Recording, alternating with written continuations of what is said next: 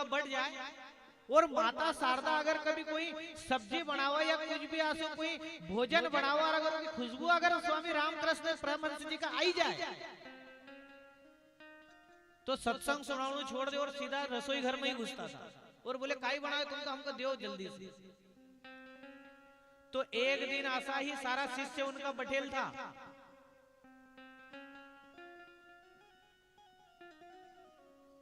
और रामकृष्ण परमहंस जी को पसंदीदा भोजन उस समय माता शारदा बने रहे। और रामकृष्ण परमहंस जी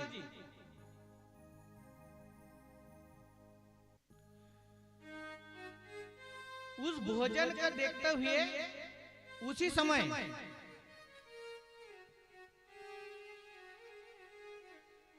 अंदर पहुंची जाए सारा शिष्य ने छोड़ी ना घर का अंदर रसोई पहुंची और शारदा मैया का बोले कि देवी आप हमको जल्दी से भोजन दो।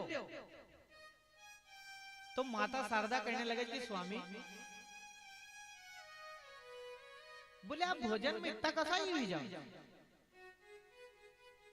बोले आपका शिष्य बाहर बैठे थे और आप सत्संग छोड़ी नहीं गया तो आपका शिष्य लोग आपका विषय में कई विचार रख रहे कि हमारा गुरु तो बोले भोजन का पीछे दौड़े, हमारा गुरु तो भोजन का पीछे दौड़े।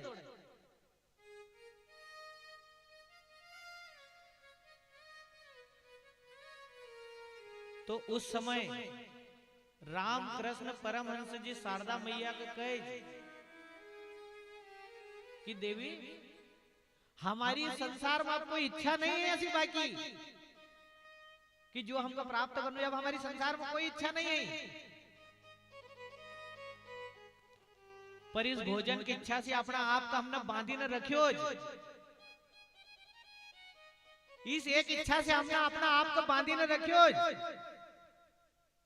और जिस दिन हम भोजन की इच्छा भी त्याग देवांगे नहीं आज हम आपको बोल रहा है क्योंकि 3 दिन बाद ये शरीर भी नष्ट हो जाएगा, ये शरीर भी नहीं रहेगा।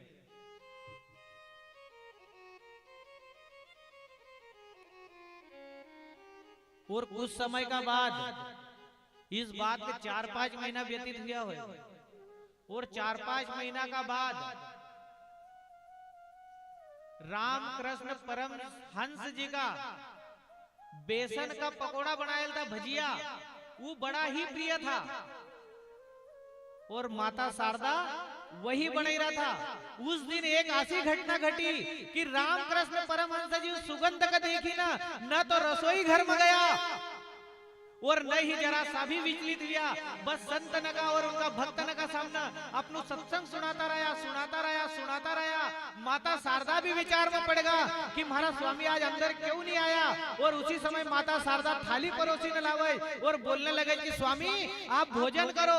उसी समय थाली का धकई दे और कह कि शारदा अब हम भोजन नहीं करूंगा, अब हम भोजन नहीं करूंगा। और इस घटना का 3 दिन का बाद रामकृष्ण परमहंस जी उस धाम को पहुंचेगा वो के बाद भोजन नहीं करेगा। तो कोई भी संत कोई भी महापुरुष अपना आप में एक इच्छा से बंदी न रखे, फिर वह भले इच्छा कोई की भी होए।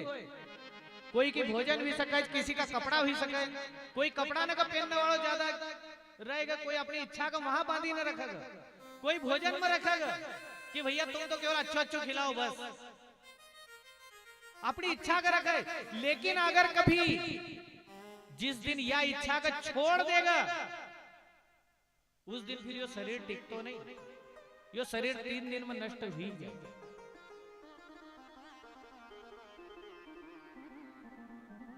तो हम संसारी जैसा जो हमरा जैसा जो सांसारिक जीव छे हम तो कई इच्छा में बंधेल छे अभी। लेकिन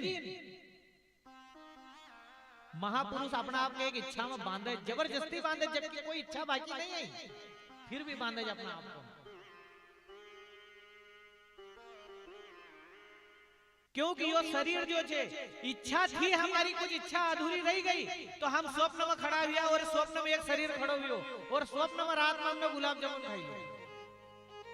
स्वप्न शरीर में आपने देखे होगा नहीं कि हमारा यो शरीर तो बिस्तर पे छे लेकिन एक दूसरो ही शरीर उठी रोज। और कहाँ जाई रो तो कहीं मैं वृंदावन की रट लगेल थी, मैं वृंदावन जानू तो वृंदावन यो शरीर तो यही बिस्तर पर छे और रात में स्वप्न में ही वृंदावन पहुंची और वहीं घूमी रही। तो इच्छा नहीं यहाँ पर शरीर धारण करा रही, इच्छा नहीं शरीर धारण करा रही, और इच्छा नहीं है तो फिर यहाँ शरीर कोई नहीं धारण करी सकता। इच्छा न का कारण ही सब कुछ है। क्योंकि आप देखो कि गोस्वामी तुलसीदास जी प्रमाण दे कि ईश्वर अंश जीव अविनाशी और चेतन अमल से सुख राशि। ईश्वर को जो अंश छे जीव,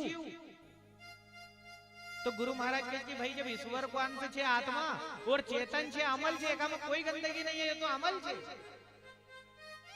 तो फिर बोले कि इच्छा कसी उत्पन्न हुई भैया, जब ये अमल छे तो फिर इच्छा कसी उत्पन्न हुई।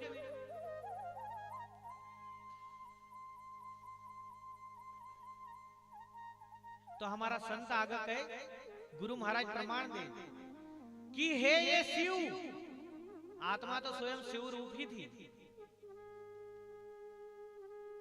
हे ये शिव, फिर